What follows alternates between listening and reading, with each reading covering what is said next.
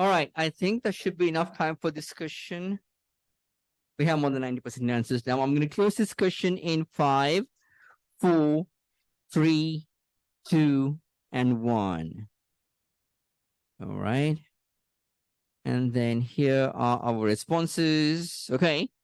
So we have selected all of them. These are our options. Okay. And most of us selected option B. Okay. Let's see what the correct answer is in about 20 minutes. All right. We'll get there in 20 minutes. Okay. So to begin our discussion, I'm going to start with a question we did towards the end of Thursday's lecture. Okay. Now, you can expect questions like this on your exam as well, by the way.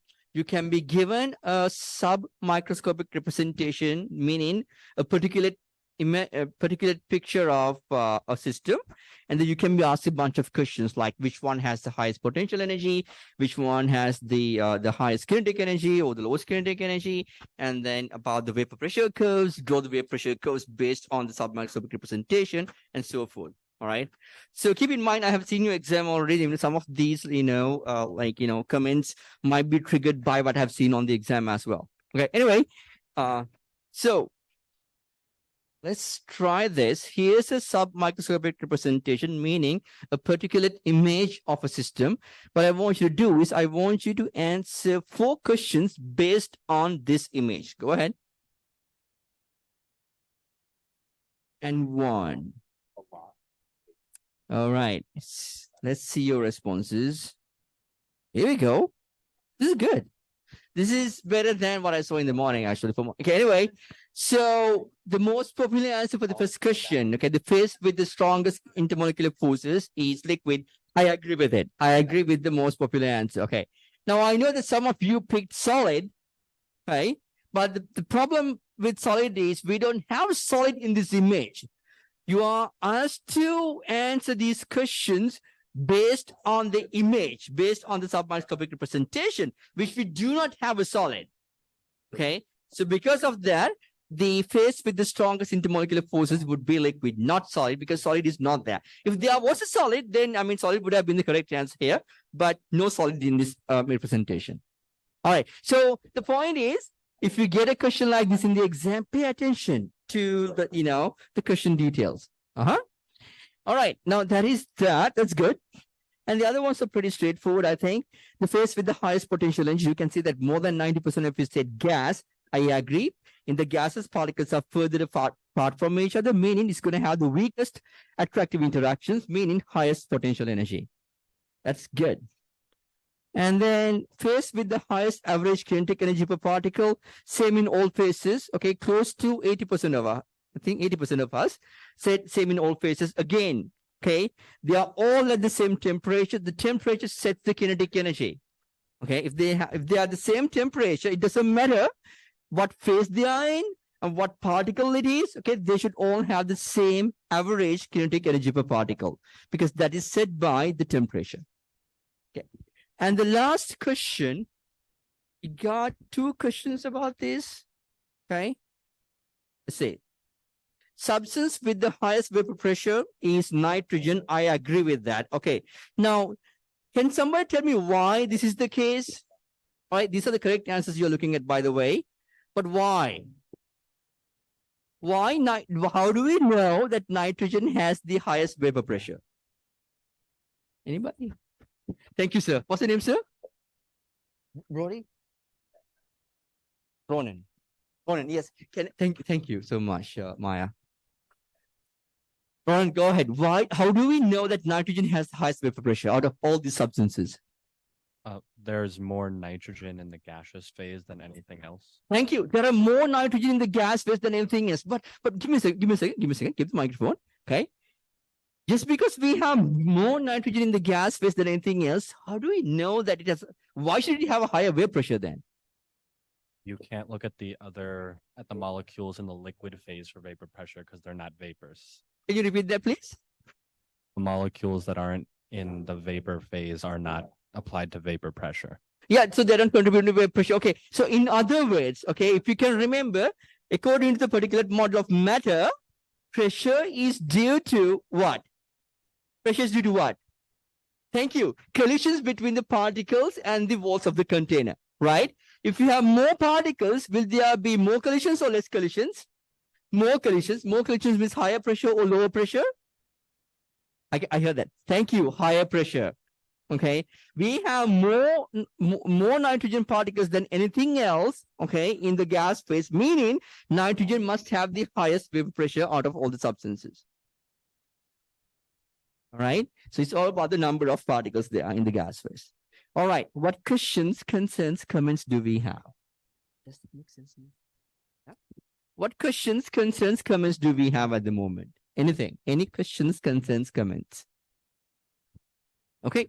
So I'm going to reopen this question in case you want to revise your answers. Okay. Meanwhile, the others, what I want you to do is on your whiteboards, I want you to draw vapor pressure curves for water and nitrogen based on this image. Go ahead. Draw the vapor pressure curves of water and nitrogen. Red oxygen, black carbon, hydrogen. Don't necessarily. Right, draw the axes and then make sure, first of all, I label them. I have pressure and temperature. And then I'm going to draw two of them, 1 and 2. Okay, so now nitrogen has the highest vapor pressure out of any substances here. Therefore, the curve with higher vapor pressure, which is the green one, must be nitrogen. Right? And then H2O has a lower vapor pressure than anything else here. Okay, so H2O must be over here. Okay, and just remind us about the normal boiling point, because I think some of us might need a refresher on that. So normal boiling point means when the vapor pressure becomes equal to the external pressure, which is 1 atm, then the substance starts to boil. Okay, and for nitrogen, it occurs around this temperature. Okay, around over here, and then for H2O, it's going to be a higher temperature. Why this is the case? Because we have strong attractive interactions between the particles in H2O. Therefore, it is harder for us to get them from the liquid to the gas phase. Okay, as a result of that, we need to provide higher temperature to get them to the gas phase. Okay. On the other hand, nitrogen has a higher vapor pressure, meaning it is easier to get nitrogen from the liquid to the gas phase. Therefore, it boils faster, boils at a lower temperature. All right. Do we have any questions, concerns, comments at the moment? Anything? Okay.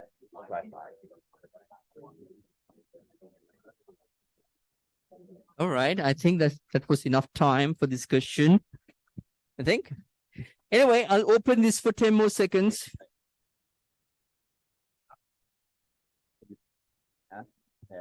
Why do you think it's gas?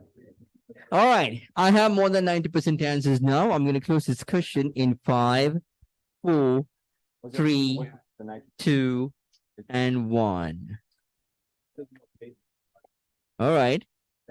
And then here are our responses. Interesting. Okay. So most of us selected option A, and then some of us selected option C, and then some B as well. Only one of them is correct, I believe. Okay. Now, here's the thing, though. The correct answer for this question is B. All right. I see a hand already. Now, give me a second, miss. All right. All right. I'm going to talk to you in a second, okay? So, first of all, before I talk to anybody else, I know that 9 of you selected option B, liquid. Can you tell me why you selected option B? Anybody who selected option B, liquid, why did you select it? Oh, I see a hand. Okay. Thank you. What's your name, miss? Brianna. Please pay attention. Rihanna? So I wanted to choose gas because that's like the Intuition, right? Uh-huh. But it has more kinetic energy, not necessarily speed, because speed is based on mass and water is lighter than N2. Thank you. In other words, all of these have the same kinetic energy, but water is lighter. Therefore, they must be moving faster to have the same kinetic energy as the heavier particles. Thank you. All right. It is again the Tesla versus Nikola truck, right? If the Tesla car and the Nikola 18-wheeler had the same energy, the Tesla car must move faster to match the kinetic energy with the Nikola truck. Okay, the same goes here. Because we have the lightest particles in the gas in the liquid phase, they must have a higher particle speed than the others. All right. Anyway, you get it? Yeah. Anyway, do we have any questions, concerns, comments about this? Now, here's the thing. All right. This means you need to be able to determine the mass of the particles. Okay. So let me just do it here so that you know what I mean. Okay. So here's our system. Right. So oxygen over here has a relative mass of 32. Okay. Nitrogen has a relative mass of anybody? 28. Thank you. I heard that. 28. Carbon dioxide has a relative mass of 44. Right. By the way, what's the relative mass of H2O? Yeah, it's 18. All right. You see that water is the lightest particle out of these four substances. Okay. Therefore, it must be moving faster to match the kinetic energy with the other guys. That's the idea here. Lucy. Yeah, give the microphone. Lucy, go ahead. Okay, this is working. Do we have to know the mass of each of the particles off the top of our heads, or will we get a periodic table? All right. All right. So you do not have to memorize the masses of 1,000 particles here. You don't have to do that. Okay. You should be able to determine the mass of a particle using the periodic table. Okay. So I think in your exam, you're gonna. I think on the front page you're gonna get a periodic table. So you should be fine there. And on top of the one-page note, the front and back. Okay, you can bring a one-page note, front and back, and on top of that, we will provide you with the periodic table. All right. So in other words, what we're gonna do today is what we call the mass challenge. All right. We are gonna learn how to determine the masses of particles. That's gonna be the goal for today. Okay. So now here's the problem though. When it comes to these molecules we are talking about, they are so tiny. All right. We cannot, catch these particles from the air and keep it on a balance and then, find the mass of them. Do you have a question, sir? No. Okay. I was kidding. It's okay. All right. So we cannot do that. So we need an indirect way to do it. Okay. Here's the analogy. Okay. So let's think that you want to know how much more massive a Skittle is compared to an M&M. Okay. But say that you have this old school kitchen balance with the dial and all, not the digital thing, the dial, that moves around. Okay. Which cannot register the mass of one Skittle or one M&M. Okay. But you still want to know how much more massive a Skittle is compared to M&M. All right. What would you do? I'll give you a minute in your groups. Go ahead. Tell me how you would determine how much more massive a Skittle is compared to an M&M using the kitchen balance. Anybody? Anybody? Thank you. What's your name, sir? One more time. Simeon. Simeon, go ahead. You just add more Skittles. Okay. And more M&M, correct? Oh yeah, and more M&Ms. Yeah. Okay. Thank you. So what you're saying is instead of weighing one M&M and one Skittle, measure 100 M&Ms and 100 Skittles. Yeah. And then divide it at the end. Thank you. Perfect. Yeah, that's what we would do, right? So instead of weighing the mass of one Skittle and one M&M, we're going to weigh the mass of 100 M&Ms and 100 Skittles and divide the mass of 100 Skittles from the mass of 100 M&M, and that will give you how much more massive a Skittle is compared to one M&M. Yeah. So that's the method we'll be using here as well. Okay. When it comes to determining the masses of these tiny molecules like nitrogen or hydrogen or helium or neon. All right. So we are going to be using this indirect method. Now, here's the problem though. How do we get the same number of particles of different substances? Right? How do we do that? Okay. Now let's think about this problem over here. I'm going to give you 3 balloons. Okay. These 3 balloons have 3 different substances under these conditions. Okay. Each of these balloons have a volume of 24.4 liters and a temperature of 25 degrees Celsius and a pressure of 1 atm. What I want you to do is I want you to tell me which balloon has more atoms in it. Go ahead. All right. Now, you can see that most of us selected helium as the answer. Just because most of them selected it doesn't make it the correct answer, though. All right. Well, okay, let's think about this. All right. Now, I don't know. Let's think about this. All right. Now, we have, I'm going to use a different color. Okay. We have the volume over here. No, I need a thicker pencil. I'm sorry. All right. We have the volume here and temperature and pressure. When you see these entities, pressure, temperature, volume, okay, does an equation come to your mind? Yes, sir. Thank you. The ideal gas law, right? Okay. So that is PV is equal to number of particles times a constant, Boltzmann constant, times temperature. You can even calculate the number of particles using these ones because you already know the values now. Okay. Now, don't worry about that. But what this means is the number of particles must be equal to pressure times volume divided by the Boltzmann constant. A constant. We don't care about what we call it. It's a constant divided by temperature. Okay. Now, here's the thing. All 3 balloons have, give me a second, the same pressure, same volume, same temperature, and constant is a constant, right? If that is the case, what can you tell me about N then? In all 3 balloons, they should be the same. All 3 balloons, okay, should have the same number of particles. All right. So what we just seeing here is it doesn't matter what the mass is. All right. If you have a gas at the same pressure, same volume, and same temperature, then they should all have the same number of particles according to the ideal gas relationship. All right. Now, because of that, the correct answer for this is, let's see. Okay. Yeah, I think 44 of us selected that, but this is the answer. All right. What questions, concerns, comments do we have? Yes, sir.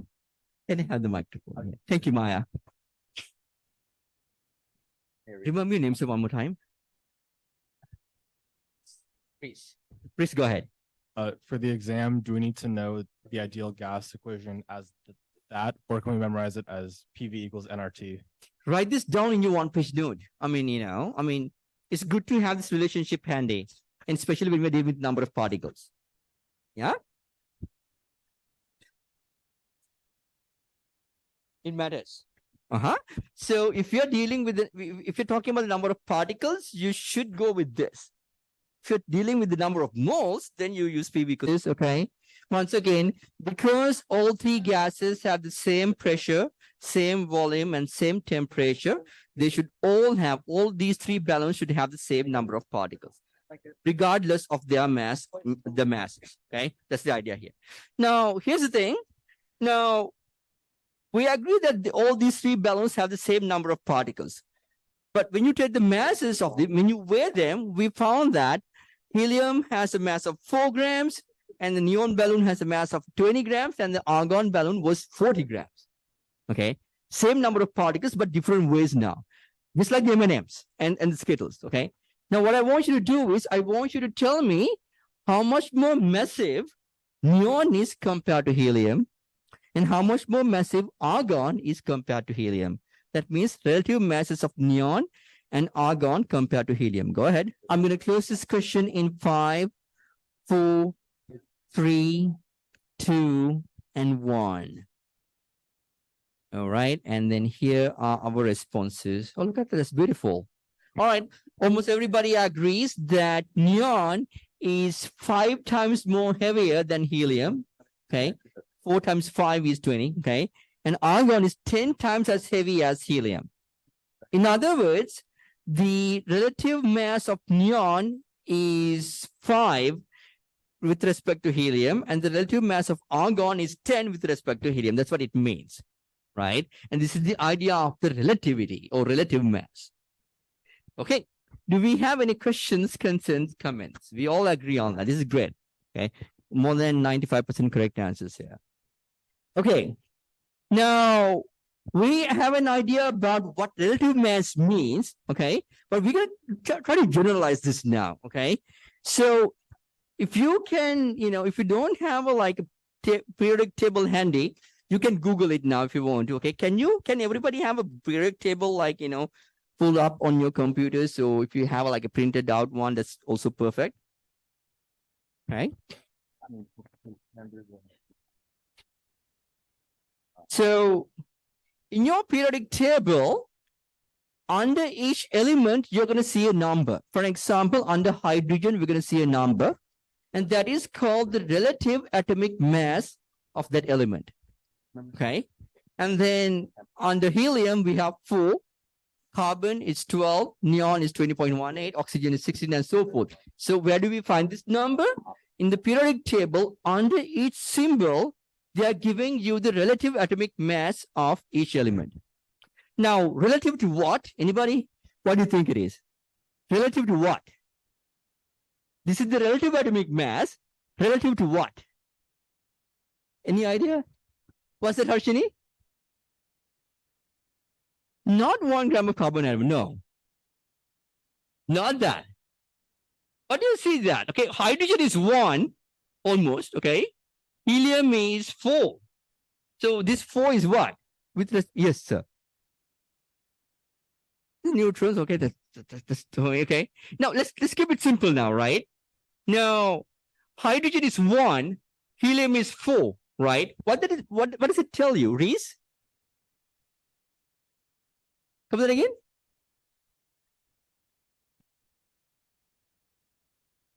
Yeah, that's thinking too much, Reese. I want a more simple one. I mean, for the moment at least. Yes, sir. Now, now my question is this, very simple, okay? Now, I told you that under each symbol, you see the relative atomic mass. My question is, relative to what? Oh, thank you. Oh, hydrogen. Thank you. I heard that from somebody. Oh, hydrogen, right? Hydrogen is set to 1. Compared to hydrogen, helium is 4 times more massive. That's what it says. Okay. And carbon is 12, meaning compared to hydrogen, okay, carbon is 12 times more massive. The relative atomic mass is 12. Oxygen is 16. That means oxygen is 16 times more heavier than hydrogen. That's what it means, right? But actually, that is a lie. I kind of lied to you. Now, I know why Harshini brought up the carbon thing, okay? So, actual standard is not hydrogen, even though I mentioned that. It works for all government purposes, okay? Okay? But the actual standard is the 1/12 of the mass of carbon-12 isotope. All these relative atomic masses are presented in the periodic table with respect to the 1/12 of the mass of carbon-12 isotope. That's the standard. But you know what? It doesn't matter. I mean, even if we take like hydrogen as 1, I mean, if somebody says it's with respect to hydrogen, it works for all government purposes. Okay. So I'm okay with, considering this as with respect to hydrogen for the moment. Yeah. All right. Do we have any questions, concerns, comments at the moment? Anything? Okay. Now, these numbers we read directly from the periodic table. And then if you want to know the relative mass of a molecule, all you have to do is add the relative atomic masses of all the atoms in the molecule. For example, H2O has 2 hydrogen atoms, that is 2 times 1, plus 1 oxygen, that is 16. 16 plus 2 times 1 is 18, and that's how we get the relative mass of H2O. Another example, carbon dioxide has carbon and 2 oxygen atoms. Carbon is 12 plus 2 times 16 for 2 oxygen atoms. So 12 plus 2 times 16 is 32. 32 plus 12 is 44. And that's the relative mass of carbon dioxide. Relative to what? Relative to hydrogen. All right. Do we have any questions, concerns, comments at the moment? Anything? Okay. So we know how to find the relative mass of any molecule or compound in an atom if we have a periodic table, just using this. All right. Now with that, let's try a few things. Okay. What I want you to do is, here are some elements, atoms and molecules. Okay. What I want you to do is, I want you to find the relative masses of these guys. Go ahead.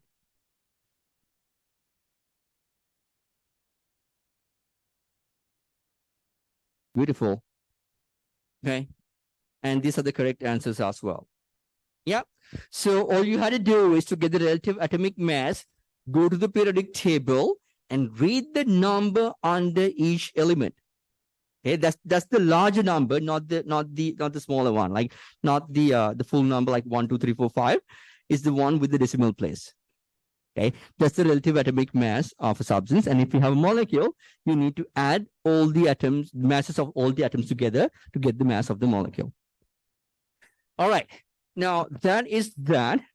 Now what I want to do is to play with this, right?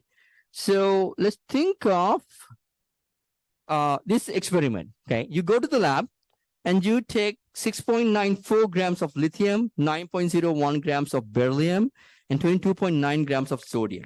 By the way, these are the relative atomic masses of these elements as well.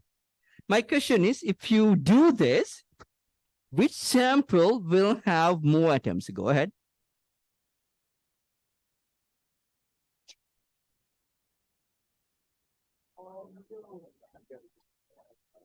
All right, 10 more seconds. Please submit your answers. I have close to 90% now. Now, while some of us are still answering the question, about 10% of us, okay, this is what I want you to think about. This is the analogy, okay? Let's say that an apple is 10 times heavier than a grape. Okay, an apple is 10 times heavier than a grape. Okay, you go to Fry's, so say you're somewhere, and then you buy 1 gram of grapes and 10 grams of apple. Okay, what do you have more? Do you have more apples or more grapes? Right? It should be the same. Right? This is the idea of the relative masses. Okay, it's the same thing you're doing here. Yeah. All right, let's see. I'm going to close this question in 1 second. All right. And here are our answers. Look at that. Most of us selected option D, and that's the correct answer as well. All right. Do we have any questions, concerns, comments? Anything? Yes. Analogy? Come that again? Because these are the relative masses, right? It's like, you know, the grape versus apple analogy. If the apple is 10 times heavier than the grape, if you have 10 grams of apple and 1 gram of grapes, you're going to have the same amount of grapes and apples. Same thing over here. Same idea. All right. Now, okay, here's the more important thing here, okay? Now we agree that if you take the gram amount of the relative atomic mass, okay, they will have the same number of particles, same number of atoms, okay? But the question is, how many? What do you think? Does anybody know how many particles will it contains? I see a few hands. Can I have the microphone with, remember your name, sir, one more time? Mac. Mac? Yeah. Yeah, Mac, go ahead. How many particles, how many atoms will they contain, Mac? Would it be 6.022 times 10 to the 23rd? Thank you. So, okay, all of these samples will contain 6.022 times 10 to the power of 23 particles, or 10 to the power of 23 atoms. Okay, this is called the Avogadro's number. Okay, so if you take, again, one more time, if you take the gram amount of the relative atomic mass of any of these substances on the periodic table, okay, it will contain the Avogadro's number of particles. In other words, 6.022 times 10 to the power of 23 particles. Okay, and this number of particles also has a special name. Anybody? If you, Jack? Yeah, thank you. This is called a 1 mole of particles. Just like 12 is what? Anybody? 12 is a dozen. Okay, 6.022 times 10 to the power of 23 is a mole. Is 1 mole. Okay, just like 12 is 1 dozen. 6.022 times 10 to the power of 23 is 1 mole. Okay, so because it's impractical to, like, use this number over and over, like say this number over and over, and that's why we use the idea of mole. Okay, so if you want to know the number of moles in any substance, all right, let's get the number of moles. I'm going to give the number of moles the lowercase n. Okay, number of moles is equal to number of particles divided by the Avogadro's number. Okay, so again, let me define this. Uppercase N is the number of particles. It can be atoms, molecules, ions, eggs. That would be a lot of eggs, by the way. If we have 1 mole of eggs, that would be enough to cover the earth, entire earth. Seriously, you should do it. And then this is the Avogadro's number, which is 6.022 times 10 to the power of 23, and it has units of per mole, by the way. And then lowercase n is the number of moles. I already defined this, but I'll define it again. This is the number of moles.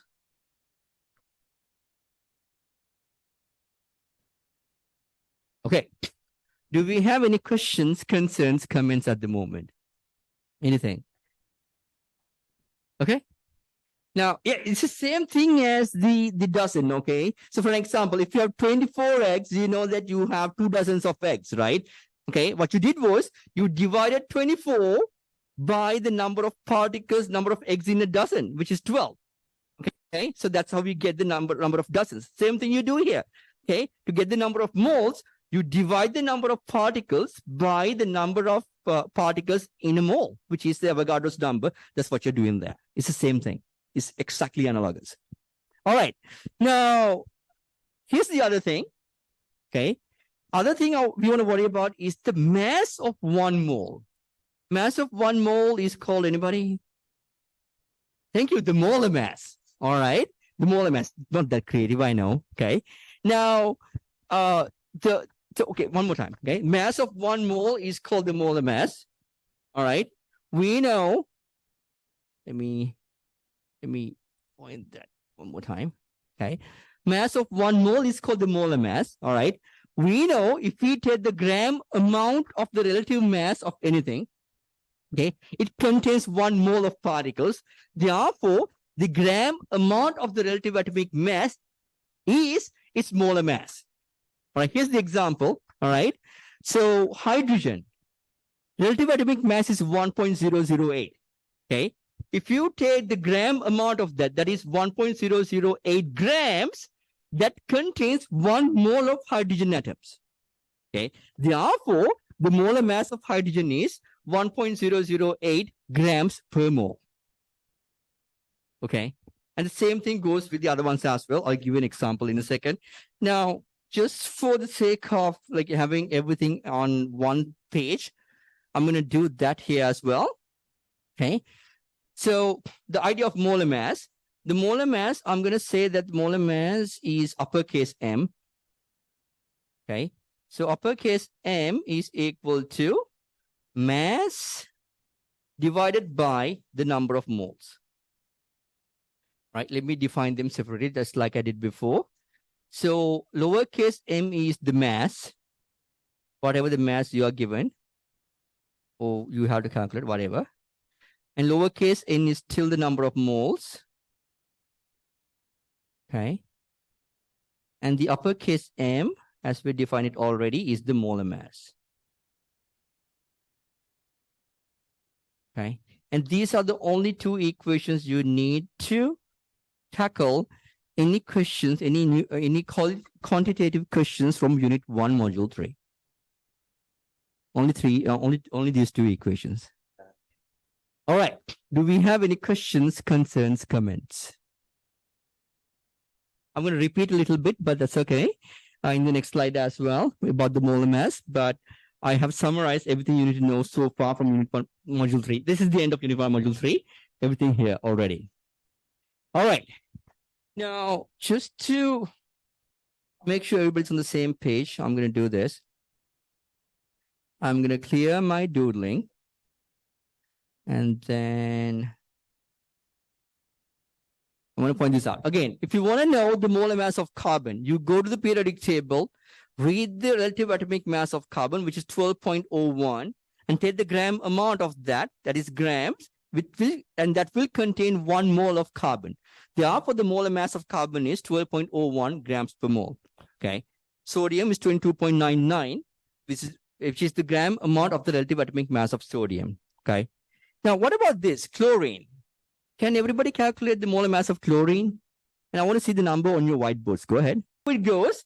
For chlorine, the relative atomic mass is 35.45. Okay.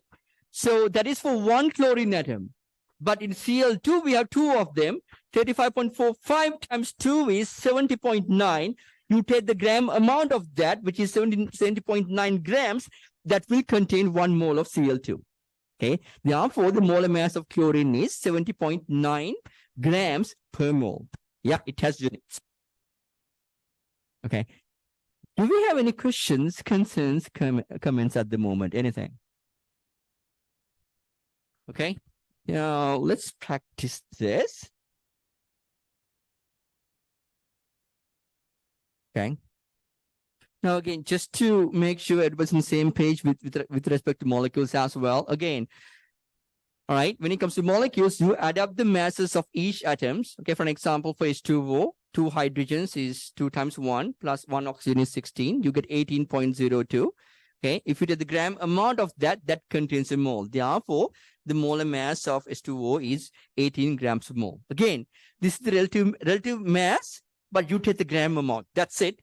That's all you have to do when it comes to determining the molar mass. Okay, get the relative mass, and that gram amount of that is the molar mass. Okay, so same thing with carbon dioxide. Okay, carbon dioxide relative mass is 44. If you take the gram amount of that, that's going to be the molar mass of carbon dioxide. Again, do not forget the units. The molar mass has units of grams per mole. Okay, so with that, what I want to do is this. Here we go. I want you to determine the molar masses of these guys. Go ahead.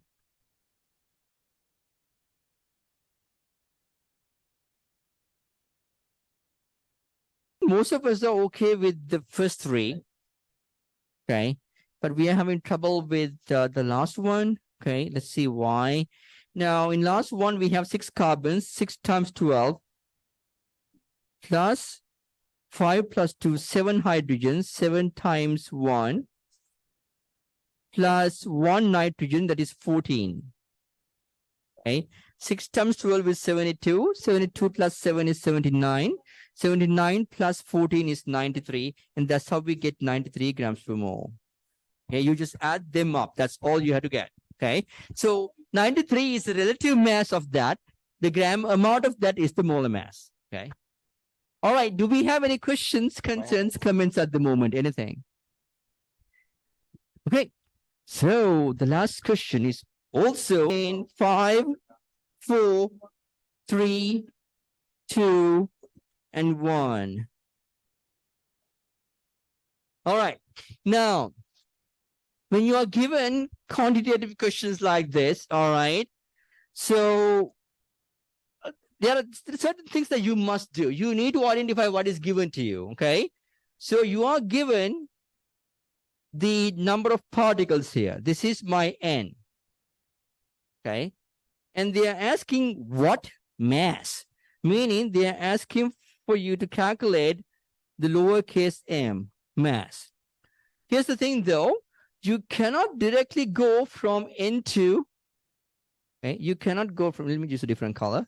You cannot directly go from n to m, okay? You cannot go from number of particles to mass directly. You always need to go through the number of moles. First, you need to calculate the number of moles, which is the lowercase n. Then you can convert that to mass. Okay. And then how do we convert number of particles to number of moles? We know, let me use a different color if I can. Okay, we know number of moles is equal to number of particles divided by the Avogadro's number. So we can do that. We know the uppercase n, the number of particles. We know the Avogadro's number. Therefore, we can find n. Okay. And once we do that, we need to go from number of moles to mass. To do that, we need a relationship that connects mass to a number of moles. That's going to be this equation over here, second equation. Molar mass is equal to mass divided by the number of moles. Therefore, mass is equal to number of moles multiplied by the molar mass. Okay, that's it. That's all you have to do there. Now, let's plug and chuck these numbers, okay? So, for the first one, what color should I use? Okay. I would. For the number of moles, you are given the number of particles, which is 5 times 10 to the power of 21. That's the number of particles given to you. Divide that by the Avogadro's number, which is 6.022 times 10 to the power of 23. And the units of Avogadro's number is per mole. Okay, when you do that, you're going to get the number of moles. The number of moles is, I don't have a calculator, so I'm going to keep it as 5/6 approximately times 10 to the power of -2 Yeah, and then moles. So per moles becomes moles when it goes to the numerator. Okay, that's what I did there. Now, once we have the moles, you need to multiply that by the molar mass of oxygen. The molar mass of oxygen is 32 because one oxygen atom is 16. You have 2 of them, that should be 32. If you take the gram amount of that, that's going to be the molar mass of that. Okay, so multiply to get the mass, you multiply the number of moles, which is 5/6, multiplied by 10 to the power of -2. So multiplication. Okay, this is the moles by the molar mass, which is 32 grams per mole. Okay, when you do that, you see that the moles cancel out. You're going to get the answer in grams. I think you're going to get a value closer to 0.27. Is it 27? I think it's 27, right? 27 grams.